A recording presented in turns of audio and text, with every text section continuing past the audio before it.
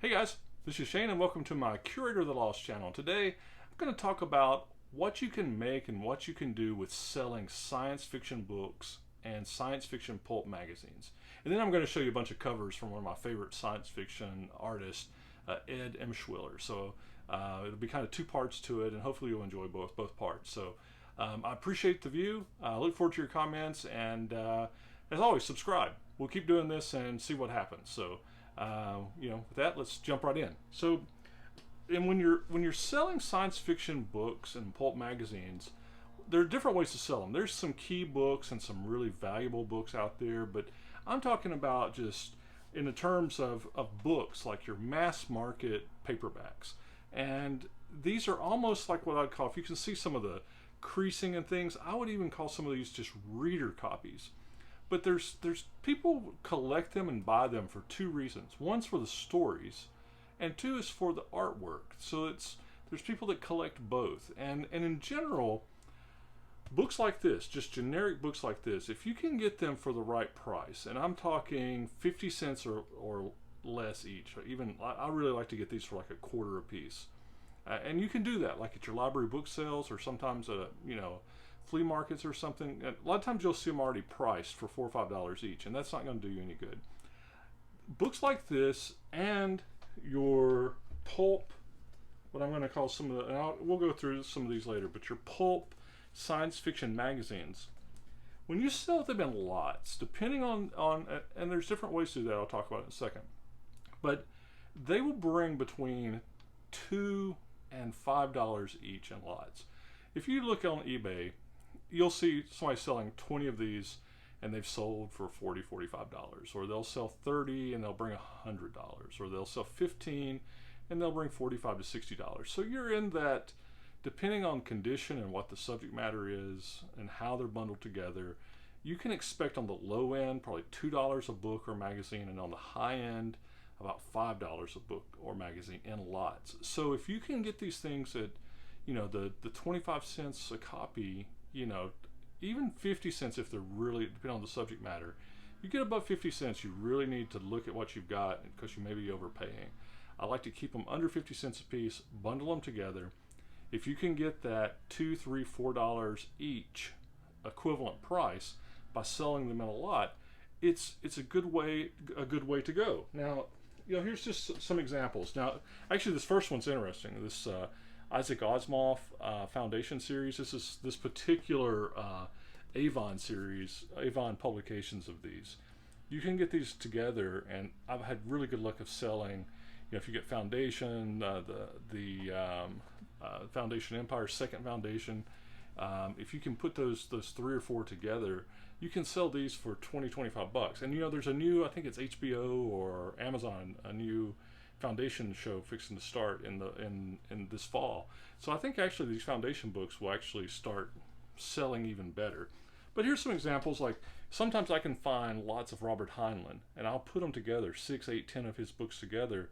Again, sell them for $25. That's getting you, in that $3 each range. If I'm getting them for a quarter, that's good.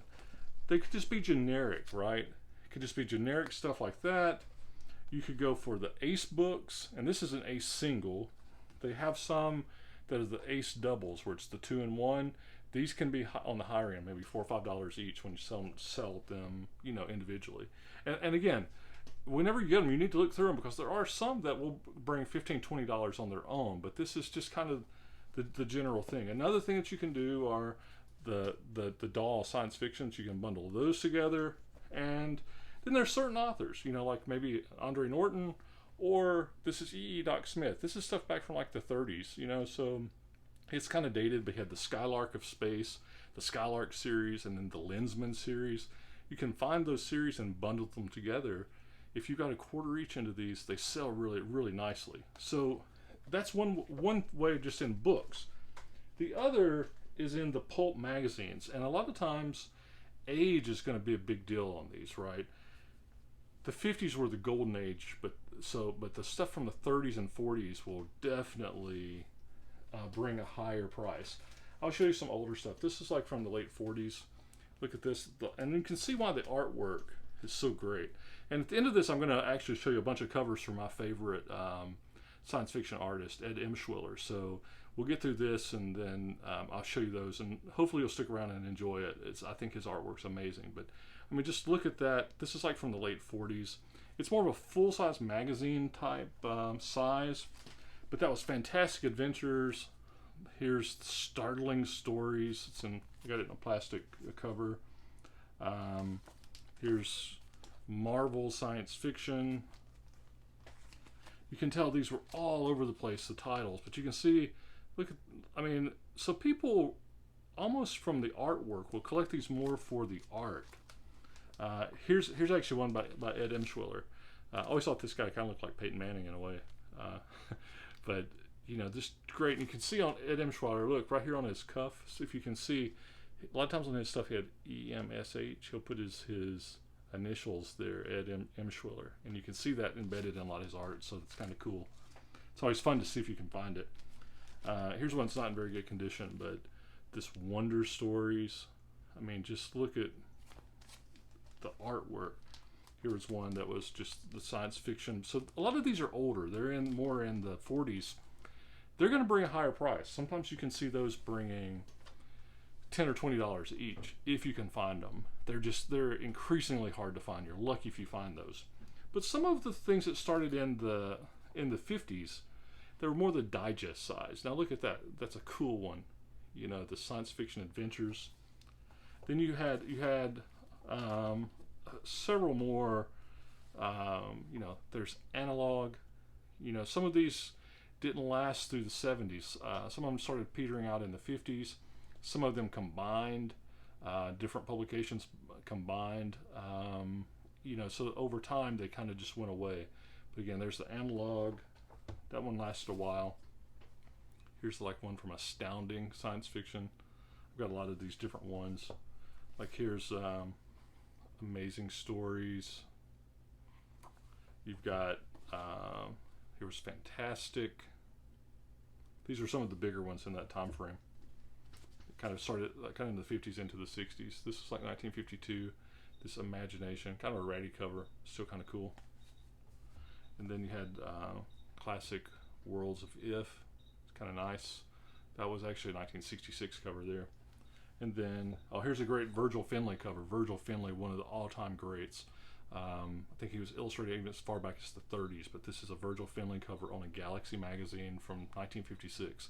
And Galaxy became like, they were one of the biggest ones in the 50s, and the 50s was their heyday. So these are all the types of pulp finds that if you can find them in lots at a sale, again, these things in lots, if you look them up, you'll see somebody will sell 100 of them, and they'll sell 20 of them, and they're typically commanding in that $4 to $5 price range. So that's how you do it. You find them, and they are harder to find, but when you do, try to negotiate a lot deal. Get them at a good price. Get them under 50 cents, you know, closer to a quarter as you can. Bundle them together by the year or by the artist or by the author of the story, and you can turn a handsome profit on that. So, you know, that's kind of what I do when I look for them. It's, you know, just find stuff that you can put together and they sell. Now I'll be a little bit indulgent here and show you Ed Emshweiler art. So if you don't care about anything about seeing the art on it, I guess turn off now and thanks for the view. But I think you'll find this kind of interesting. Hopefully, I think it's cool. So here's Ed Emshwiller. He is just like, here's one of his covers from the science fiction adventures, and he kind of had the same red-headed space woman on this one too. But then in terms of the ace doubles, a lot of times he would, like, here's an ace double where, you know, it's a John Brunner on one side, and the other side actually has the Philip K. Dick. And this is actually a great book to sell on its own, just by itself. It has this Dr. Futurosity by Philip K. Dick. He's an author too that just goes Philip K. Dick and what's his name? He did a bunch of the Star Trek stuff, but he slips my mind right now.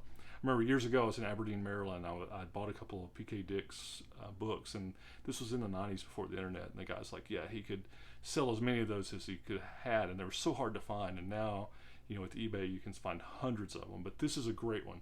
This is actually Ed Valigersky, I think that's how you say his name, Valigersky on the back. But here's an Ed Emshwiller on the John Brunner on the other side. Classic ace double. These can bring, you know, again, in lots, $5 each. Better ones like Dr. Futurosity might bring 10 or 12 bucks on his own. So, but look at this. Look at that Ed Emshwiller, Vulcan's Hammer. Again, another PKD book. Great cover. Here's another one. All these are Ed Emshwiller. Time to Teleport.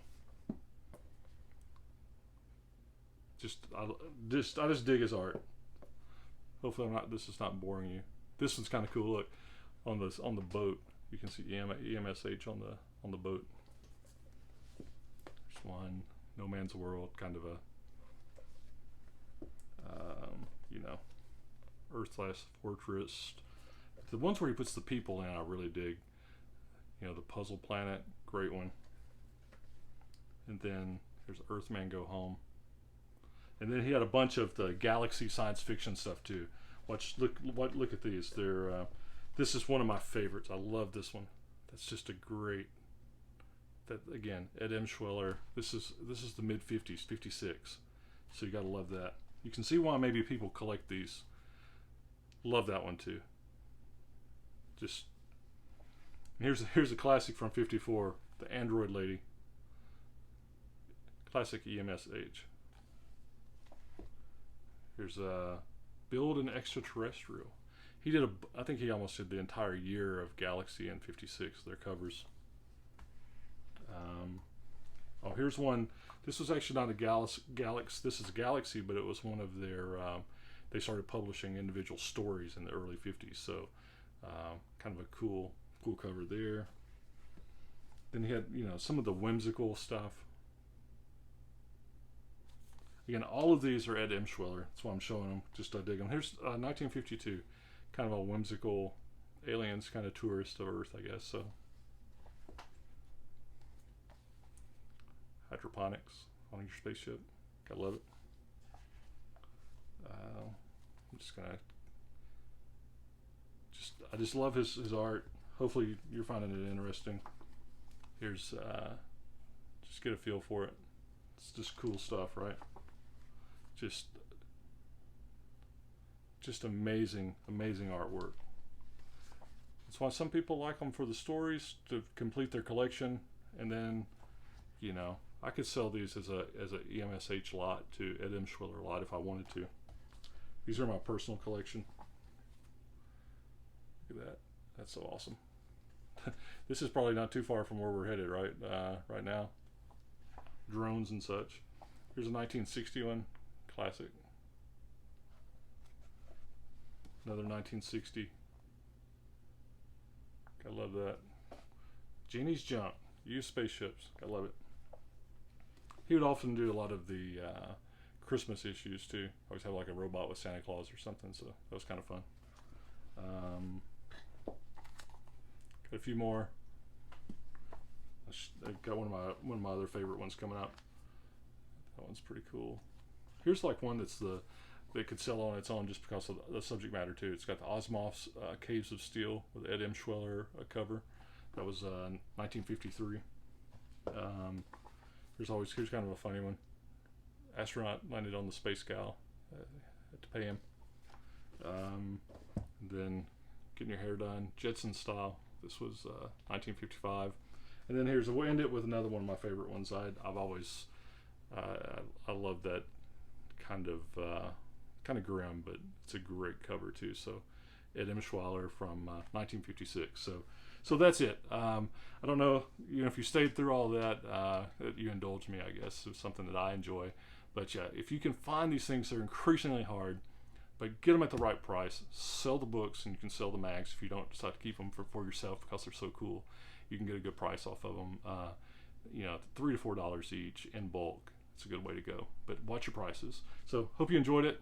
I enjoyed, going through that history of Ed Emshwiller there. If you want to look at it too, there's some great resources online on the Internet Speculative Fiction Database, isfdb.org.